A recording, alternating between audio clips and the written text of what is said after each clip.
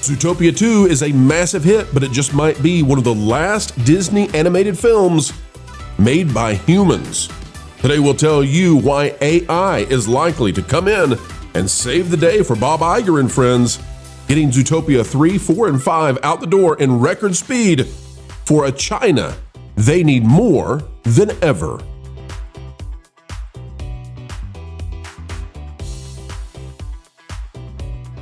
It's a beautiful day, folks, and it's a tremendous day to share the news with you. Yes, we're talking about something controversial, AI, animation, and the loss, potentially, of jobs. We take no joy in jobs being lost, and we're not here to tell you that we're in favor of an AI Skynet takeover, but we got to tell you what's really going on and what's happening behind the walls, the halls, the doors of Disney. Click the like button. Let's dive in. Hey, everybody at Disney Animation, you just made a heck of a movie, one of the biggest of all time. Now get out of here.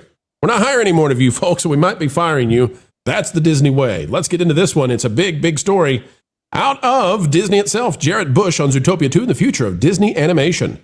When Walt Disney Animation Studios' Zootopia was released in 2016, the comedy adventure welcomed audiences to a modern mammal metropolis, where an optimistic bunny and a sly fox proved that with perseverance and teamwork, anyone can be anything. The film went on to become a box office phenom with $1 billion, and you know it's headed there and maybe for $2 this time around. We're going to skip down to the very last paragraph. That's what we need to see. Questioning the guy who's behind Disney Animation says, what makes Zootopia 2 a must-see in theaters? Says, it's been 14 months since you were named Chief Creative Officer of Disney Animation. What are you most excited for in the coming years? Answer. It takes about 5 years to make one of our films. And you need to pay attention to this, folks. Stick with that one, okay? This is going to matter a lot. It takes about 5 years to make one of our films. So we have to have ideas that we are so passionate about. Ideas that we want to stick with as they're going through all of their different iterations. I know what the next 10 years of Disney Animation looks like, and it's really exciting. The variety is honestly spectacular, and it all comes from filmmaker passion. Now, he was put in charge 14 months ago, which means that the stuff that was coming out largely was made under a different woke direction, and now Jared Bush is in charge of making sure that animation from Disney goes in a different way. 5 years, though, is too long for Bob Iger. And why? Why is it too long for Disney? Because they need to capitalize on the success of Zootopia in China, and they need to do it immediately. Let's talk about that. A new report from Luminate predicts animation jobs most likely to be impacted by AI. This is a story that came out in September by Animation Magazine. It's a big, big deal. And we just need to put this out there for people to understand what's likely to occur as Disney rushes to get Zootopia into China. There is no other way for this to go than for a lot of artists inside Disney Animation to have to go. Okay? A new paper published by entertainment industry data analytics platform Luminate Intelligence sheds light on the impact of generative AI and animation across the global film, TV, and streaming landscape.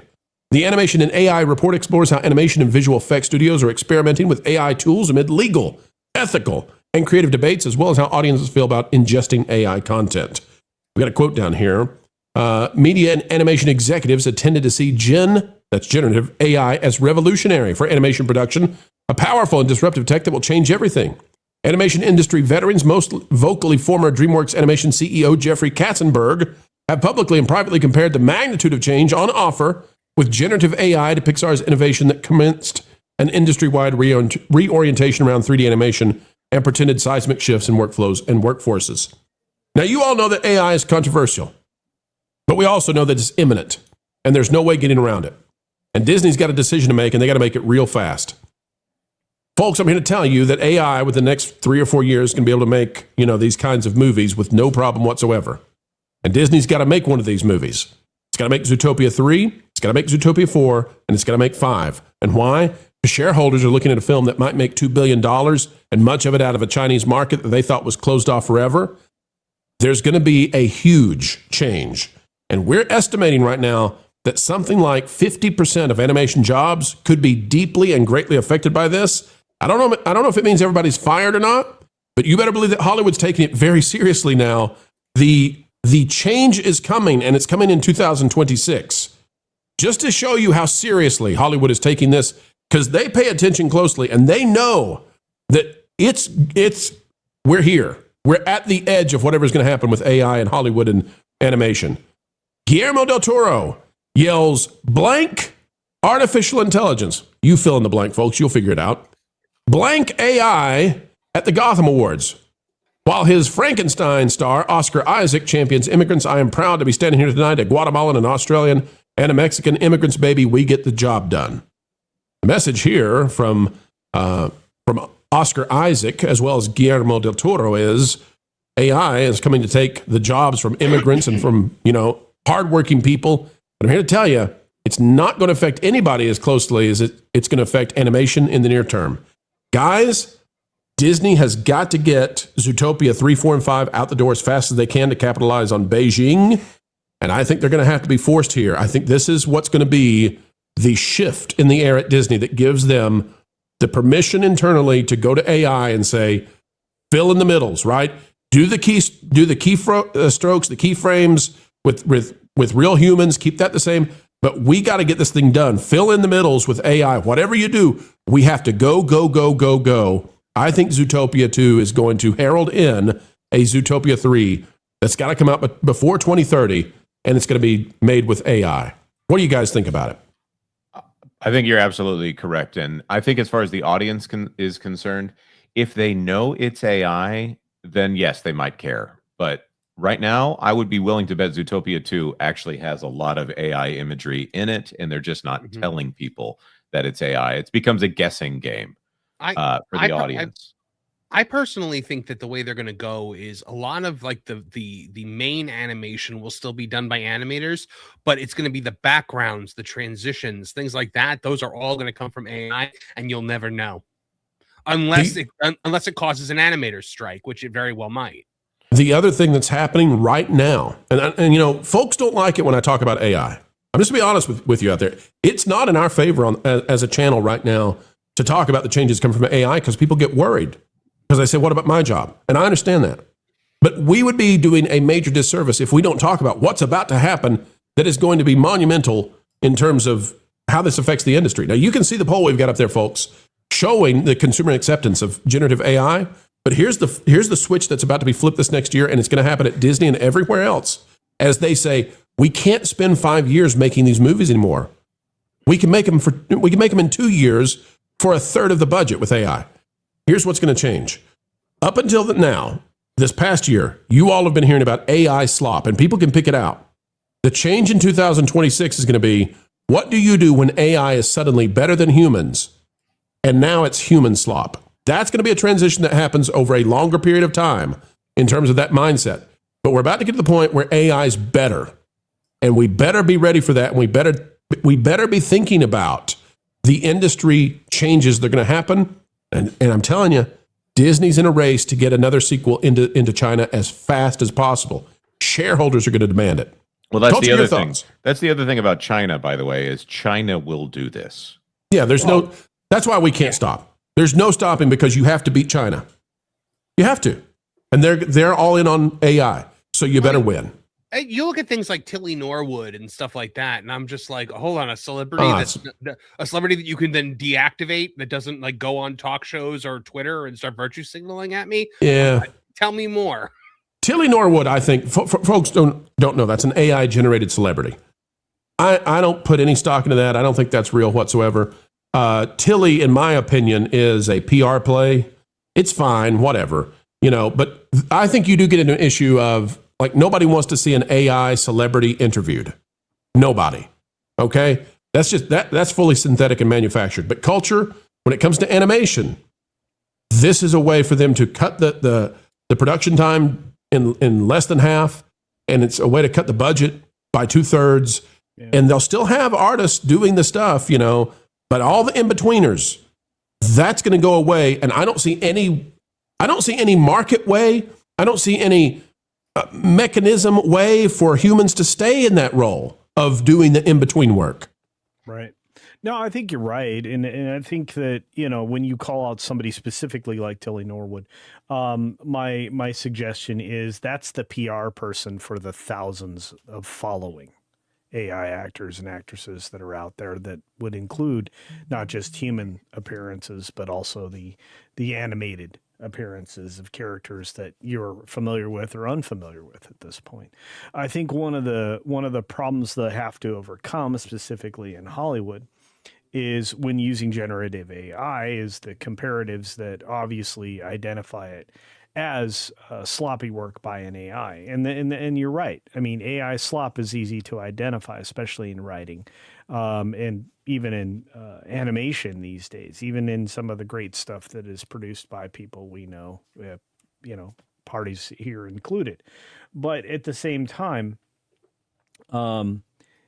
this is a simple hurdle that's going to be easy to jump over in the very near future. There will be a lot of prompts that you could issue to clean this up to make it so that AI doesn't use the normal telltale signs of being garbage. And this is going to work on things like, well, this film and the previous one.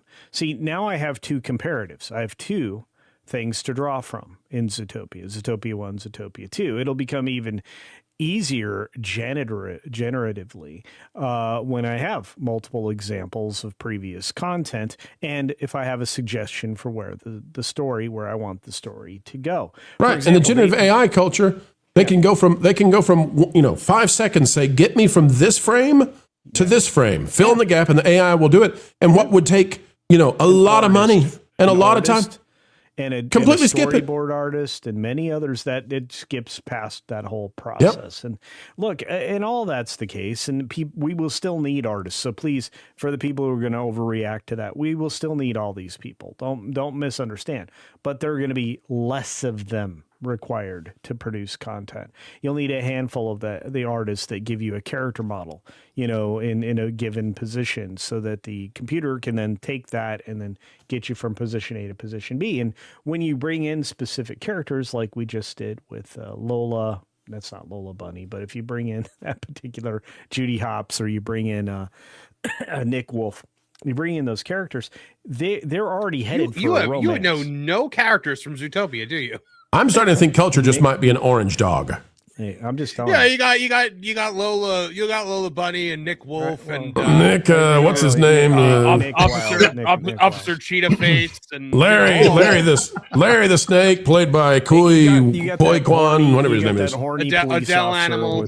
But I'm telling you guys, for those out there who just you wave your hands and say never going to happen, let me tell you, this is getting to the point now. We're at the edge of this. We're at the precipice. This is like right before electricity was installed in all the homes. Diversity is not the strength anymore, Pro. Oh, no, AI no. is the strength. But this is like for people who said, oh, we'll never have, light bulbs. And then you did, and then all the electricity changed. It's like the people who said, oh, you're always going to use horse. That's what we've used, horse and buggy. We've used this, for the last millennia. And then cars came along. This is going to be revolutionary. It's here now. It's about to happen. And the reason that you've got people like Guillermo del Toro yelling blank AI, this isn't happening because they are unworried about it. I can't tell you what it looks like on the other side, but I can tell you that for Disney, they need back in China as fast as they can with another Zootopia movie. And the only way they can do it, there is no other way to get this done in the way they need to have it done than to employ AI. And this will be the impetus that pushes the mouse to do it. Yeah. Well, in the way that they're going to go about doing it, which you've already defined, but like I said, I'm just jumping forward into the future. The next film for Zootopia is going to have the romance between Lola Bunny and Nick Orange Dog Wolf. Nick Wolf. Right. No, and again, Nick Wilde and of course Judy Hopps. But that's good coming. Job, and that's an easy thing for the AI to get around as far as story writing and everything else. It's pretty easy. You got two comparatives now. The more comparatives you build, the easier it is going to be to go with some kind of derivative, which is all that we're going to get in the future. Derivative storytelling, which is why things will be boring. And look, when you look at this, and I think Pro's already pointed it out, this is only playing well in China.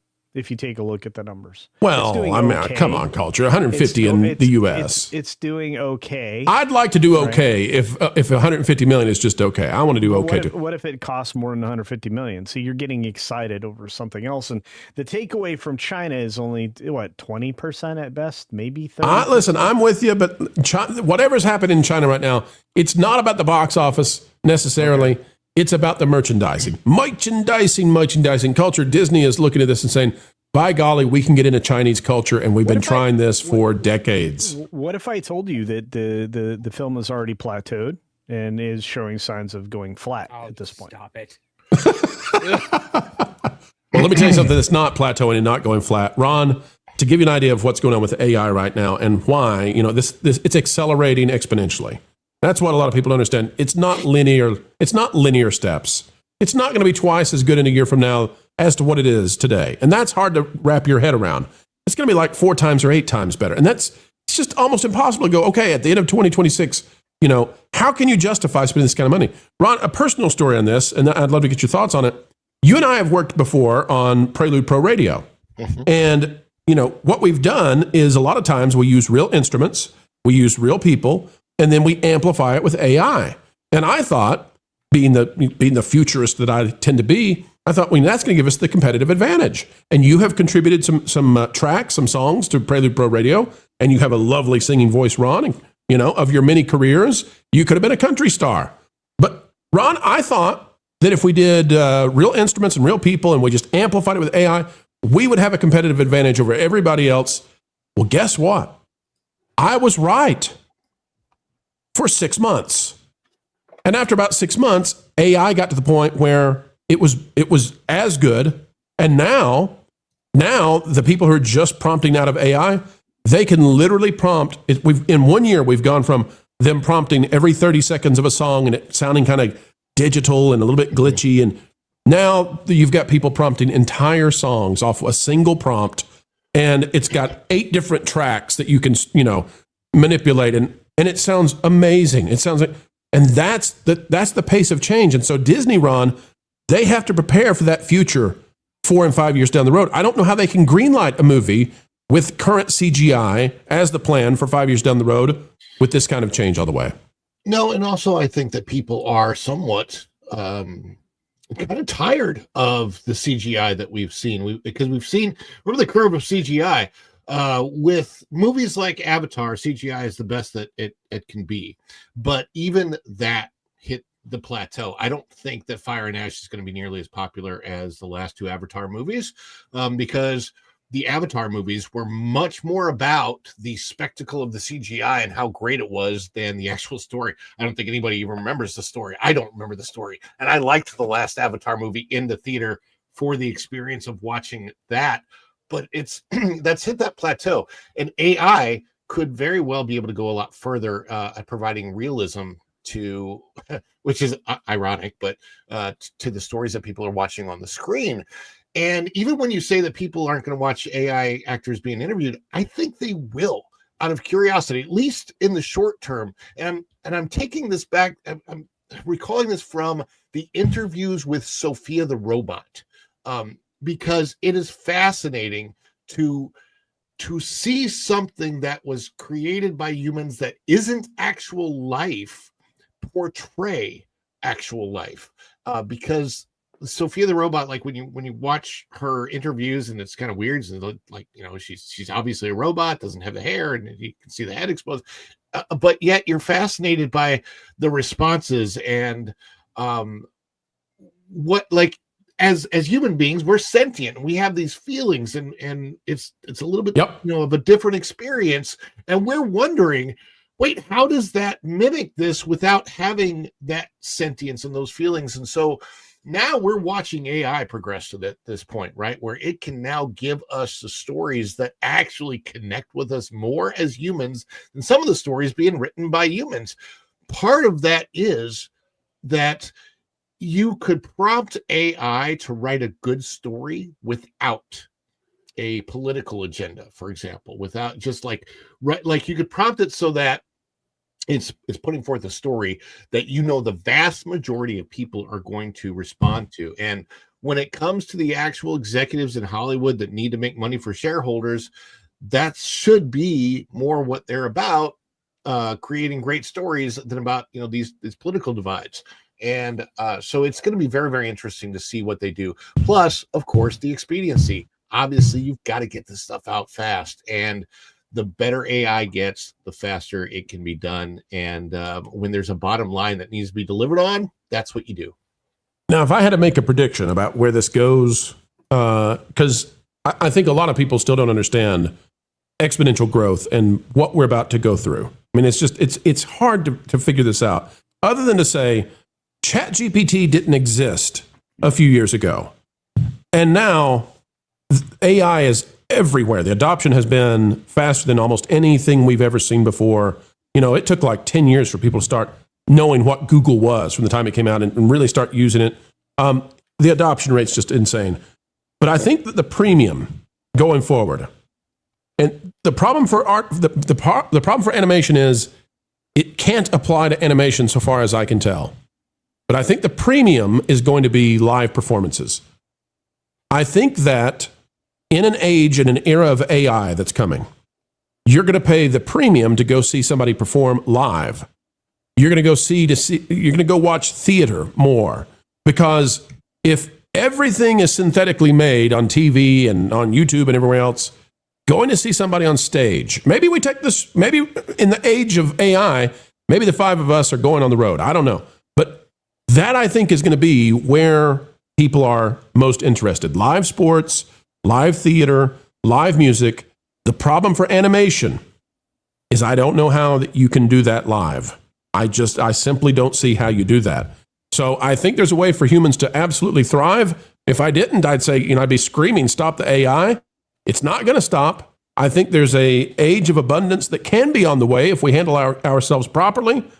But the premium, I believe, will be on going to see a real human do something real in front of you, as opposed to what we're going to see on our screens and in our glasses for decades to come. Good night, game over, drive home safely. Folks, this video is done. But before we all head home, we only ask one thing. Folks, as you get ready to head on out, consider clicking that like button, share, subscribe, click it, stick it to those pesky algorithms. It is the notification bell. Drop a comment down below and share your thoughts, for a mind is a terrible thing to waste. Waste not that beautiful personality of yours. And folks, we would say, as you get ready to head out the door, that it has been an honor to spend time with you, an attitude of gratitude each and every time that you elect to join together with us. Breaking bread and breaking entertainment, well, the industry. No, we like entertainment. It's the industry that irks us sometimes. Well, it was a good time. We hope you had a good time. Folks, until the next time, keep learning, keep growing, and as always, keep having fun.